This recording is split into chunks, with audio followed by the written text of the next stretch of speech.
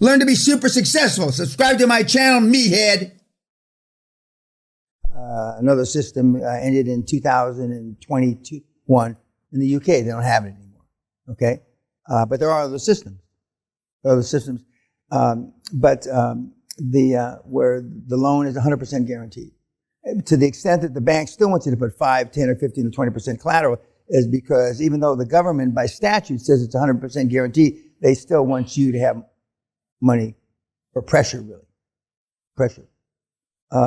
And the deal he spent 2.5 years on was and we're going to talk about elephant hunting and dinosaur hunting, which are big deals.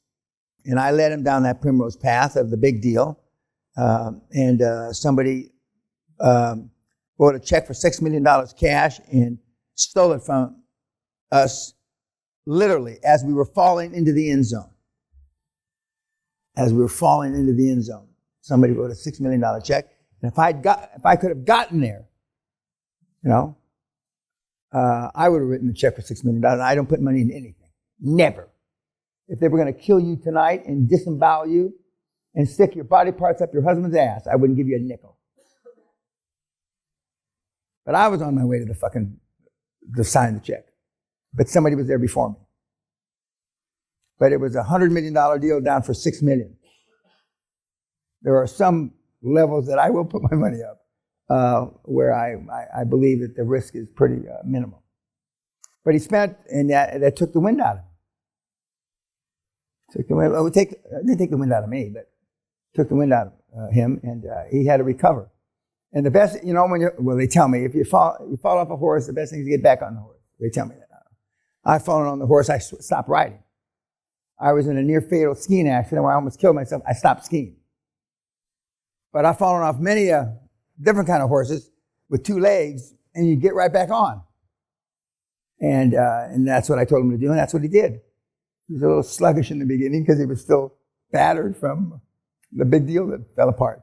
And you're going to talk to this week $1 billion deal guy that's willing to talk to you. We'll talk to him in a couple of days. And he's going to tell you, don't do it. As hard as Mr. Peña tells you, as hard as and you get out, it's hard. I'm trying to imitate his voice. It's hard, harder than you can ever imagine. But occasionally we get somebody that wants to go out, dinosaurs are bigger than the elephants, and once in a while they get them done. But it's hard. Believe me, it is. And so we're going to go through the steps that are slightly altered for those kind of deals. But he went after an elephant. It wasn't a dinosaur, an elephant, a big, big deal, and it didn't happen. But that's more or less underwriting and all these things that happen, just happen. Shit happens. And during that deal, our primary lender or lead on the credit committee had a heart attack, and all kinds of shit happened. All kinds of shit happened. Man plans, God laughs. And there's no, other than through the experience, and that's why your board should have between 150 and 250 years experience, cumulatively. And they should have done billions in deals, hundreds of transactions resulting in billions of dollars, euros, whatever. Not pesos and shit. Some of you are from half-ass countries, not that kind of money. Because you learn by experience, you learn by scar tissue. It's like I say, the average body has 3 million pores in it, pores. And I've been fucked in every one of them at least twice.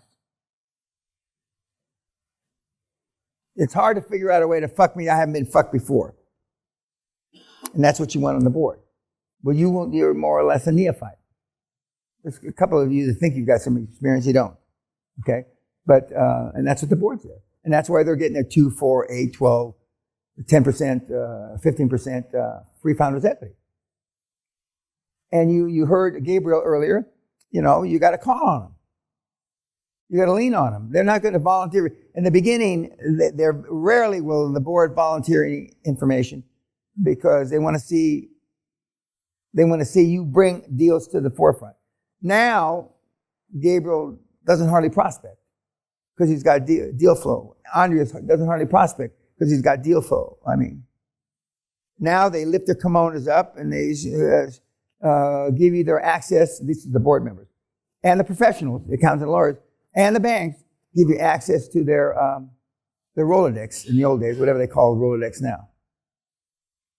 And then, after you're at this, 3 or 4 or 5 years, you will filter through the potential deals that have been brought to you, given to you. And you've heard a couple of people say, when I think it was Gabriel, you buy stuff in Switzerland, and now he's inundated with deals. He's inundated. But you got to get to that process. Who's my 530? 6. 6:30. EJ, text Kim that the 6 o'clock is brain dead. Where? 6. Well, I know you'll go at 6. Thank you very much for volunteering. No. That the 6 o'clock is brain dead. Okay? No, there's no 7. And you wonder why you don't do deals. It's beyond me. Yeah? Did you steal the money to come here? Yeah, maybe. That means yes. And you wonder why. It took me 24 fucking years to do $1 trillion. Because I'm dealing with manure, caca, for brains. I've had the turds I did this morning, I got more brains than this whole fucking room put together, cumulatively. Okay. Any comments, questions about... Yes.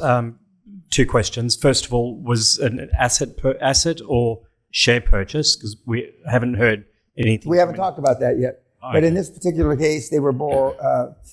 his first deal was a share purchase. Okay. And I also haven't heard anything with regards to an earn-out, like I've got vendor finance. No, we haven't done that because the deals that we've talked about so far haven't encompassed earn-outs. Okay. So, all right. Some people go through their whole career with no earn-outs. In other words, forcing the seller to perform or get some hurdle rate for him to get either more or less money is an earn-out. And if in the old days, if they weren't willing to have some portion as an earn-out, it's because they didn't believe in their own model. And if they didn't believe in their own model, how can you try to sell me that I should believe in it? But now sellers have no shame. I mean, they don't give a fuck. All those old cliches are just old cliches now. Any other questions? Yes, sir. Yeah, he mentioned that the banks and lawyers made mistakes. Who caught those mistakes? The inside? Me. Okay. I always catch the mistakes. The banks will give you term sheets that are in error. They'll give you a term sheet for 30, 45 days, 60 days, at such and such a rate, so we'll fund this and this. And then at the close, they'll say, we made a mistake.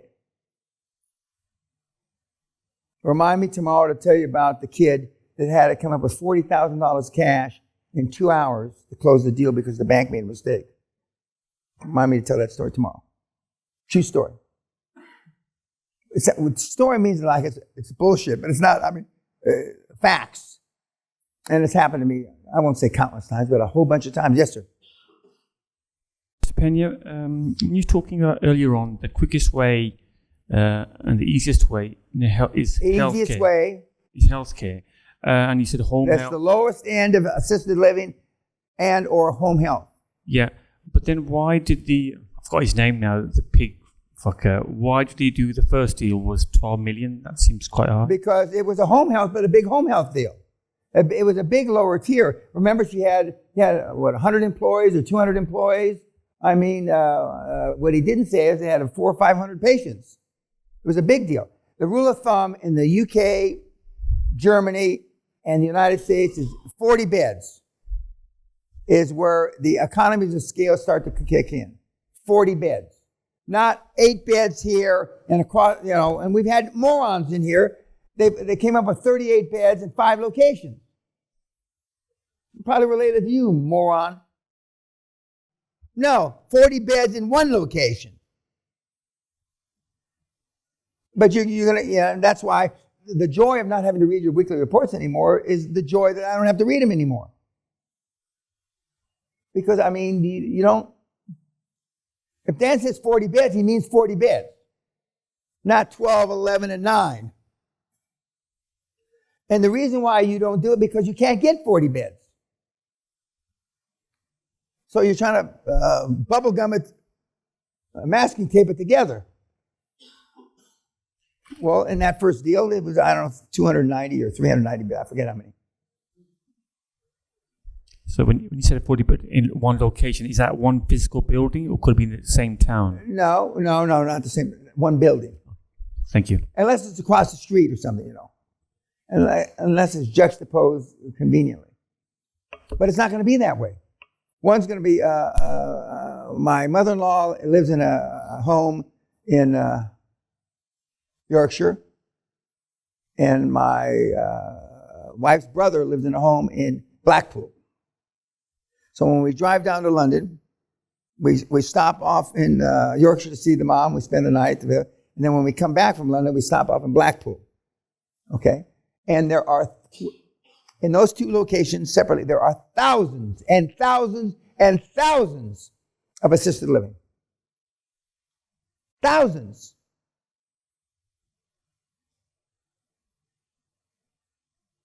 And those, the only reason we know those two is because we've been going there for years visiting them. There's a gazillion. The one, let's see, PD's in a 42-bed facility, and Joe is in a 38-bed. 38-bed. Any other questions? I will see you tonight. I'll see you by 6:30, or excuse me, by 5:30 to 5:30.